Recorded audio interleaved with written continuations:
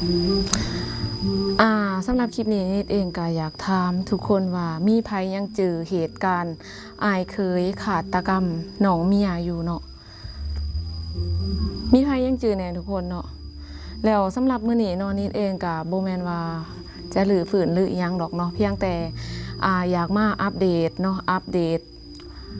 ความเป็นไปเป็นมาสถานการณ์หลังจากเกิดเหตุการณ์นั้นมาเนาะ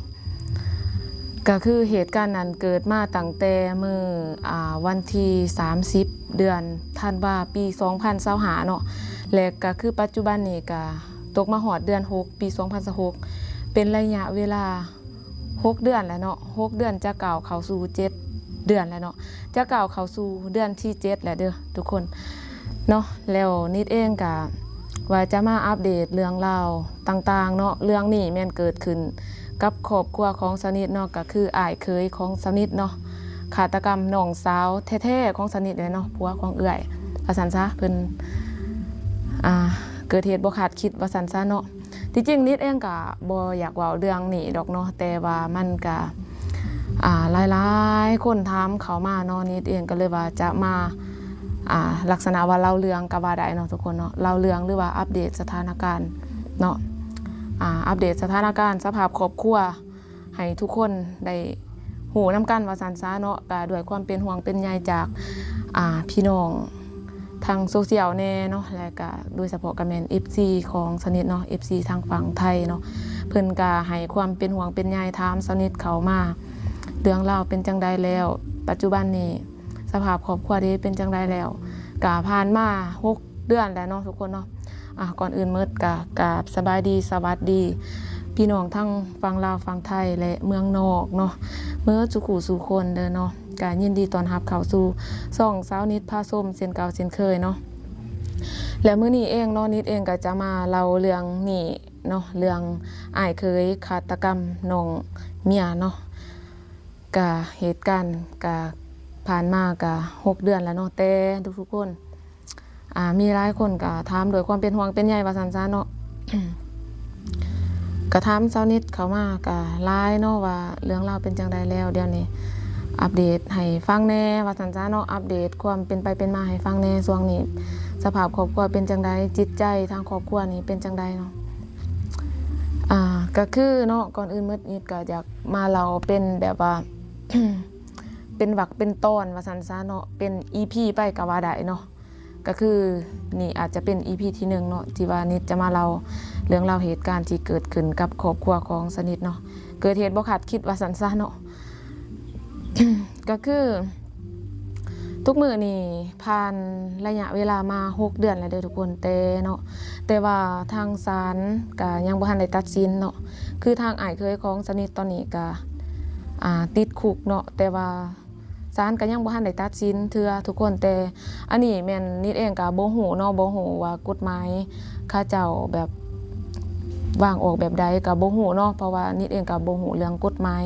หลายพอสมควรว่าซั่นซะถ้าว่ามีผู้ใดพอฮู้แน่ก็คอมเมนต์บอกนิดในเด้อเนาะคอมเมนต์แชร์ประสบการณ์หรือว่ามีความรู้อีหยังแบบใดแน่ก็สามารถคอมเมนต์แลกเปลี่ยนความคิดเห็นให้แน่เนาะเพราะว่านิดเองก็บ่ฮู้ว่าซั่นซะเนาะบ่ฮู้ว่าคือเหตุการณ์มันเกิดแบบนี้นะทุกคนบ่ฮู้ว่าศาลนี่เขาเจ้าจะตัดสินจักปีเนาะแล้วก็บ่ฮู้ว่าคือทุกมื้อนี่นะทุกคนอ้ายเคยของนิดติดคุกมานี่ก็เป็นระยะเวลา6 เดือนแล้วเนาะแต่ทางเจ้าหน้าที่เพิ่นก็ดำเนินคดีอีหยังแล้วเรียบร้อยหมดแล้วเนาะเหียบเหียงคดีอีหยังแล้วหมดแล้วแหละตอนนี้ก็คือส่งเอกสารไปให้ศาลเนาะแต่บัดนี้คือทางศาลนี่ก็ยังบ่ทันได้เอิ้นเฮาไปอันนี้เทื่อแต่บ่ฮู้ว่าระยะเวลาของเพิ่นระยะเวลาที่ศาลจะเอิ้นไปตัดสินอีหยังแบบนี้นะทุกคนนิดบ่ฮู้ว่าต้องใช้ระยะเวลาโดนปานใดเนาะอันนี้แม่นนิดบ่ฮู้เด้อทุกคนเนาะถ้าว่าไผฮู้ก็บอกนิดแหน่เด้อเนาะแต่ว่าตามนิดถามแบบผู้ที่เขาเคยผ่านเหตุการณ์อีหยังแบบนี้มานะแต่ก็บ่แม่นคดีนี่ได้ทุกคนมันก็เป็นแบบ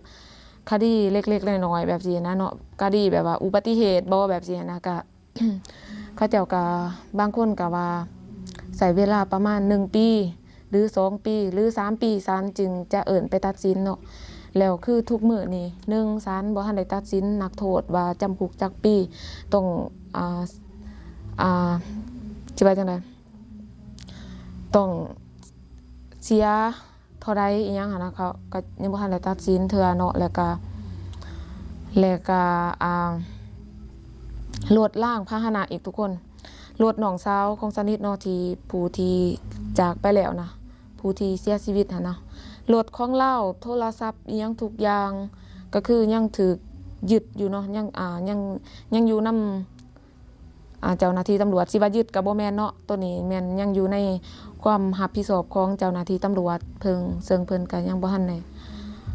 ปล่อยให้เฮาออกมานำใส่เทื่อเนาะที่หนึ่งแม่นรถของน้องสาวของสนิทเนาะนางไข่ค่ำเนี่ยแล้วก็โทรศัพท์2เครื่องเนาะที่ว่ายังอยู่นำเจ้าหน้าที่อยู่เนาะแล้วก็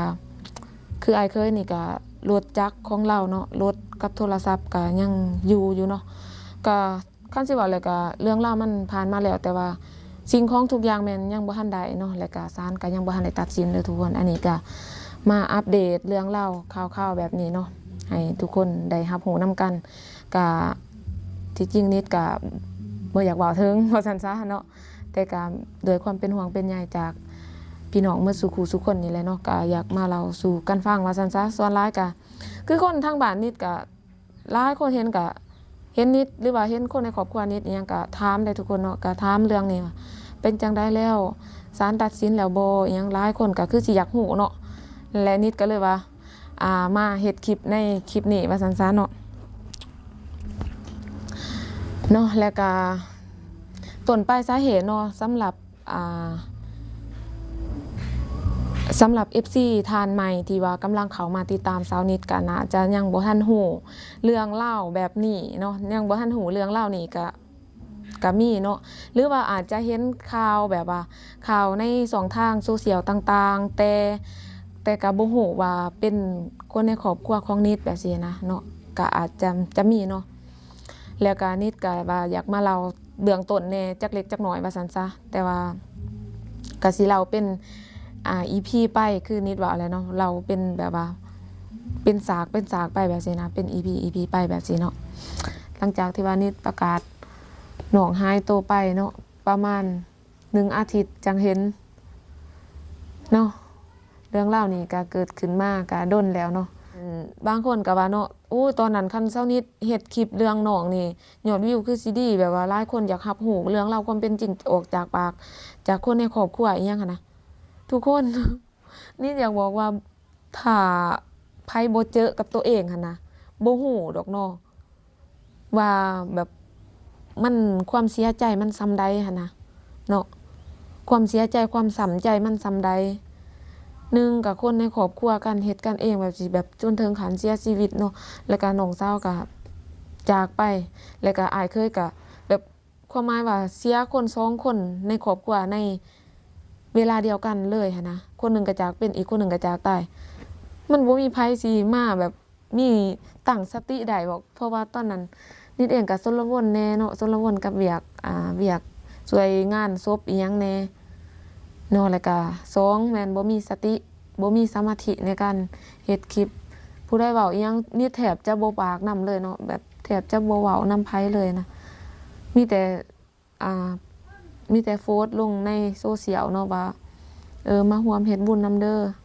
อยู่หันอยู่นี่เห็นแล้วเด้อเนาะแล้วสำหรับคลิปนี้เนาะนิดเองก็จะมาเล่าเรื่องเล่าวความเป็นไปเป็นมาหรือว่ามาอัปเดตสถานการณ์ปัจจุบันนี้เนาะเรื่องราวที่เกิดขึ้นกับครอบครัวนิดก็จะประมาณนี้เด้อทุกคนเนาะแต่ก็นิดถ้าว่ามีไผของค่าใจหรือมีความสนใจในจุดใดอีกก็สามารถคอมเมนต์บอกสักนิดก็ได้เนาะแล้วนิดจะมาเฮ็ดคลิปให้คำตอบให้กับคอมเมนต์ที่ถามเขามาเนาะก็เนาะเรื่องเล่าต่างๆนาก็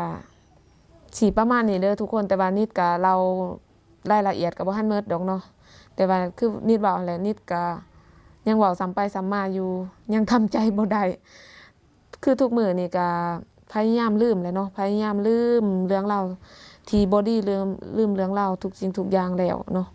บ่อยากคิดนะทุกคนถ้าคิดหันก็คิดฮอดเนาะถ้าคิดก็คิดได้อยู่คิดได้แต่คิดฮอดนะทุกคนถ้าสิให้คิดเครียดแค้นนู่นนี่นั่นมันก็เนาะมันก็ทุกข์ในใจเป็นทุกข์ในใจเอาเป็นว่า